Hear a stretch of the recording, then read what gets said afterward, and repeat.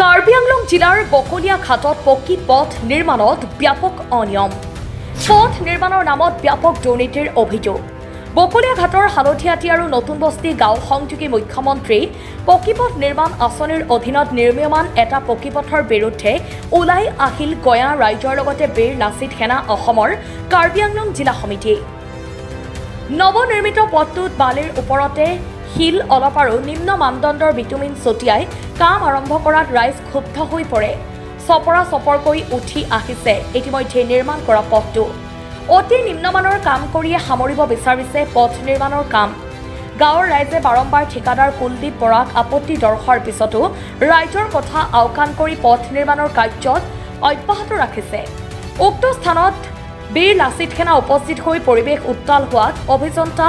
ৰাজেন ইংলেং আহি পথটো পুনৰ নিৰ্মাণ কৰিবলৈ ঠিকাদাৰক নিৰ্দেশ দিয়ে আৰু স্থানীয় ৰাইজেও পথটো উন্নত মানদণ্ডৰ নহ'লে পথ নিৰ্মাণৰ কাৰ্য বন্ধ কৰিব বুলি দাবী উত্থাপন কৰে হয় আমাৰ ৰাইজৰ ফালৰ পৰা বহুত ধৰণৰ আপত্তি আহিছিলে তাৰপিছত আমি বীৰ লাচিত থানা আমাৰ কাৰ্বি আংলং জিলা সমিতি আমাৰ উপস্থিত হৈছিলোঁ যোৱাকালি অহাৰ পিছত দেখিছোঁ যে ৰাস্তাসমূহ আপোনাৰ হাতেৰে চুই দিয়াৰ লগে লগে ৰাস্তাটো উঠি পৰে আমি কণ্ট্ৰেক্টাৰক তেতিয়া লগালগ ফোন মাৰি পেলাই কৈছিলোঁ যে কণ্ট্ৰেক্টাৰে কৈছিলে যে আপোনাৰ 3-4 দিন ৰখক তেতিয়া ৰাস্তাটো বহি যাব তো এনেকুৱা ধৰণৰ আমি ৰাস্তা আজিলৈকে সৰুৰ পৰা আহি পোৱা নাই আজি অহাৰ পিছতে ৰাইজে আকৌ উত্তেজনা হোৱাৰ পিছতে ৰাস্তাটো এটা যিখিনি ৰাস্তা বেয়া আছিলে সেইখিনি উঠাই পেলাই পুনৰ আকৌ একে ৰাস্তা নিৰ্মাণ কৰাত ব্যস্ত হৈ পৰিলে এতিয়া লগালগ ইঞ্জিনিয়াৰ ছাৰ আহিছিলে আহি পেলাই কামটো তেখেতসকলে বন্ধ কৰিব দিছে বৰ্তমানো তেখেতসকলৰ যিখিনি বস্তু আছিলে সেইখিনি ৰাস্তাটো নিৰ্মাণ কৰিলে কিন্তু এই সময়ত আমি আৰু ৰাইজৰ লগত আছোঁ বীৰ লাচিত আমি নেমানো যিহেতু ইঞ্জিনিয়াৰে কৈছে যে এই ৰাস্তাটো বন্ধ কৰি এইখিনি সম্পূৰ্ণভাৱে উঠাই পুনৰ ভালদৰে আকৌ নিৰ্মাণ কৰিব লাগিব আমি তাতে আমি শান্ত হ'ম নহ'লে এই ৰাস্তাটো প্ৰায় এতিয়ালৈকে নিৰ্মাণটো 2 কিলোমিটাৰমান হৈ গ'ল